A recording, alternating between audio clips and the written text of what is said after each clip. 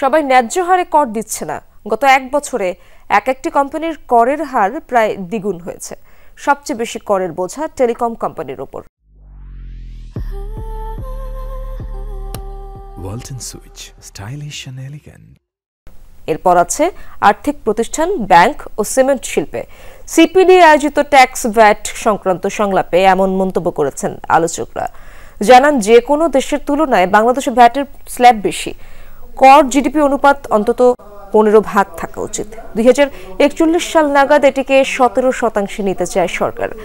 আগামী 6 বছর ভ্যাটের 24% কম্পাউন্ড হারে বাড়ানোর কথাও বলেন বক্তারা। তারা মনে করেন, কর্পোরেট ট্যাক্স 19% কাছাকাছি নিলেও কোনো খাত প্রতিযোগিতা সক্ষমতা হারাবে না। অন্যান্য দেশে এই হার 20 থেকে 30% মধ্যে আছে।